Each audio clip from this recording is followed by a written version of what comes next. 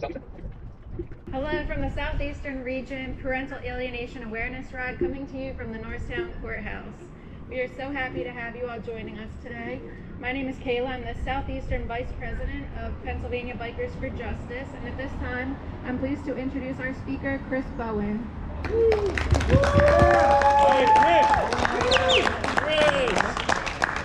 Video.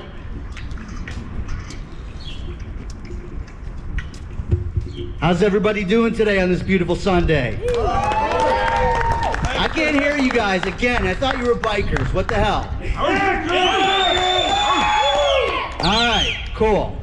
All right, I've written my stuff down because I'm a much better writer than I am a public speaker, so please bear with me if it sounds a little bit robotic. Thank you for having me here today. My name is Chris Bowen, and I'm not going to speak to the intricacies of the family court system, or what laws we should pass, or which politician will champion our cause. I'm not going to bore you with the same old painful stories that we have shared to a government that simply does not care. What I am going to do is say some things going to piss you off. And kids, I'm going to use some bad words, so cover your ears. The people in this building here, this courthouse, they don't like you. And in fact, they see you as human garbage for the crime of not being a member of their exclusive club. Yes. To them, you are deadbeats, abusers who are guilty until proven innocent. You just don't want to pay child support. You're ne'er-do-wells who can't even change a diaper, let alone navigate your way out of false allegations of abuse in a kangaroo court that offers zero due process or constitutional protections. You are less than. You are the dog shit on their shoes. But I don't see any deadbeats here today. I see blindingly strong stepmoms, bonus moms, and moms by proxy, ferociously protecting their cubs. I see raging grannies and grandpas putting on their ass-stomping boots and willing to get a third mortgage on the house to defend their families from a system that seeks to destroy the bonds they have toiled a lifetime to build. Amen. I see sassy aunties, crazy uncles, brothers, sisters, even if not bound by blood. And yes, I see my warrior dads, still standing strong, still speaking their truth, even as their voices shake while the weight of 1,000 lies and injustices fall upon their hearts. Yeah, Chris. All of us bound by the knowledge that our children are watching, and that it is our responsibility, our God-given duty, to drag the injustice these bastards perpetrate out into the light and show the world just what kind of destruction they profit from. I've been there. The nights when I had to stop myself from ramming my car into a tree on my way home after I got my third falsely filed PFA. The nights where I was not able to wash out my 6-year-old daughter's milk cup that she left in the sink because washing it would punctuate the fact that I would not see her for another 2 weeks.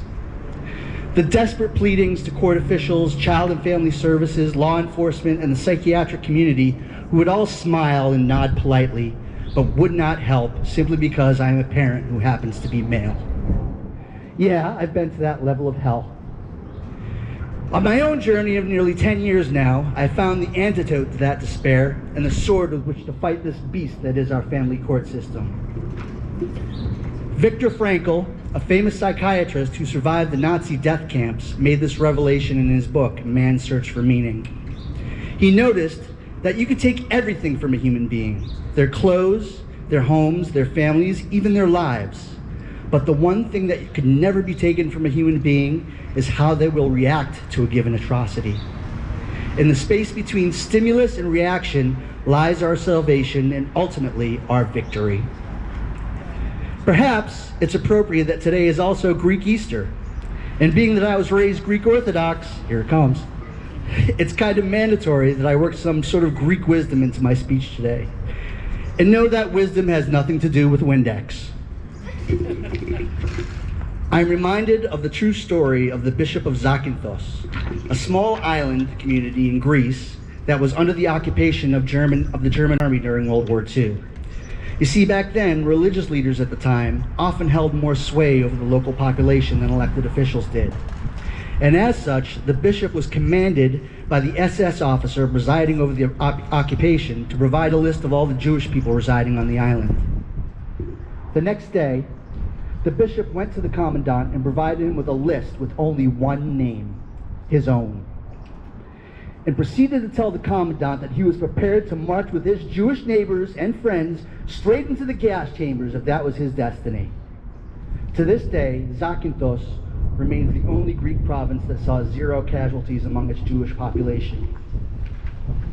This needs to be the measure of our resolve.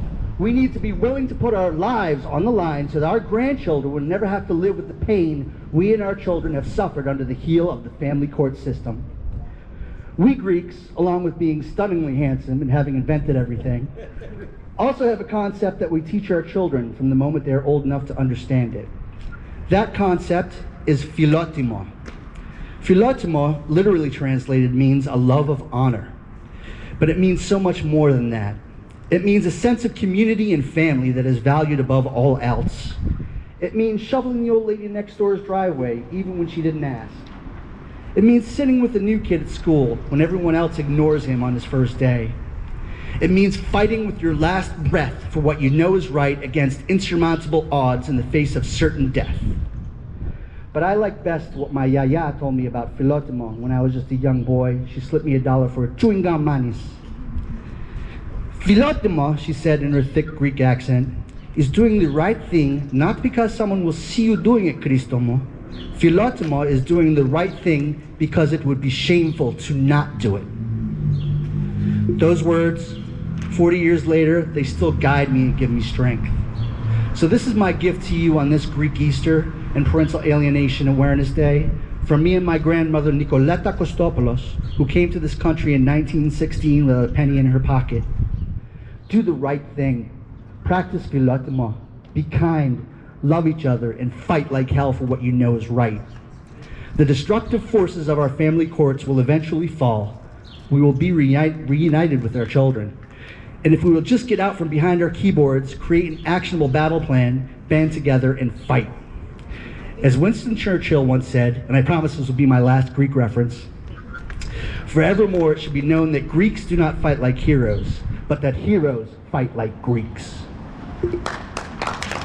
I will fight with you. I will fight with you. I'm talking to all of you. You have brothers you haven't even met yet. The only thing you have to do is ask, and together we'll show these bastards the meaning of philotimo. Lastly, and most importantly, our children will learn from our actions how a true warrior parent fights for those they love, with grace, with honor, with love, and with a light that not even the parasites who work in this building can extinguish. Thank you. Yes. Bowen, everybody. Thank you for everything you're doing to help create awareness of parental alienation. Now we'll be joining the South Central region.